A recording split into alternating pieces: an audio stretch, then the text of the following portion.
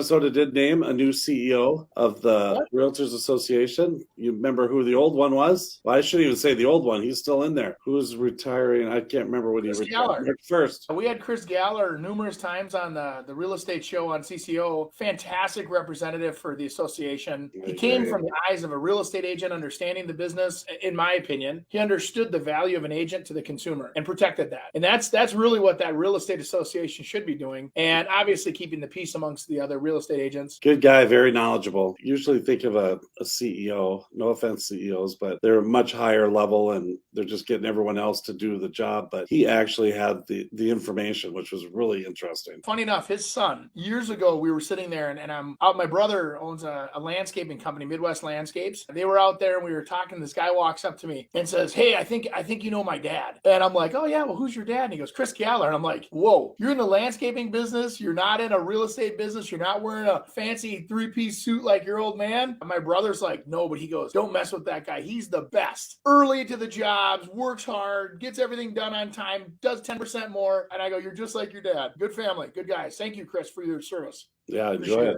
I don't know anything about the new guy. I do not either. I don't. We should. Well, there's one way to find out. Let's send him a nice little email and ask him to join us. When he gets older and his beard goes white, he would look like Santa Claus. Josh McFall. That's a good start.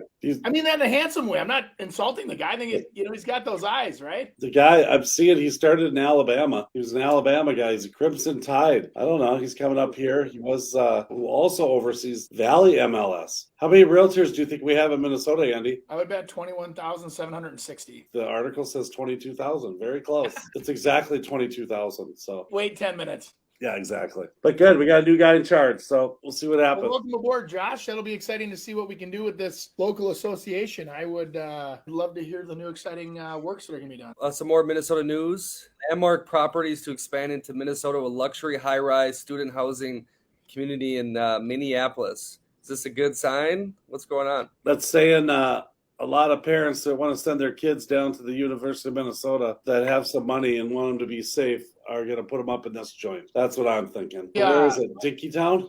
Nice. My boy, when he went down to the U, started at the U, he was at the lofts right off of 35. Out of his like 8th story window, he looks like at the river and at the new U.S. Bank Stadium. And you'd sit at his house, and I'm like, you have one of the best views of downtown I've ever seen. And then you go downstairs, and they have, the coffee rooms and whiskey tasting rooms and all these. The level that they're going to attract that higher end student is ridiculous. And then, so my son stayed there for I think it was the first year. It got expensive, and he realized, gosh, I got to have another job just to afford my rent down here. So, but it was interesting though, Chris, you go downstairs, there was limited parking.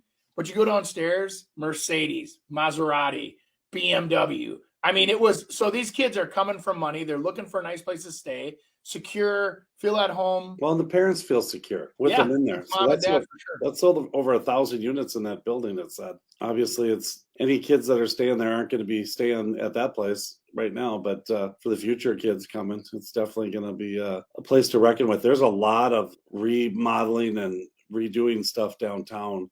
People are buying up stuff, building, 3 and 4 plex type units. We're moving houses, and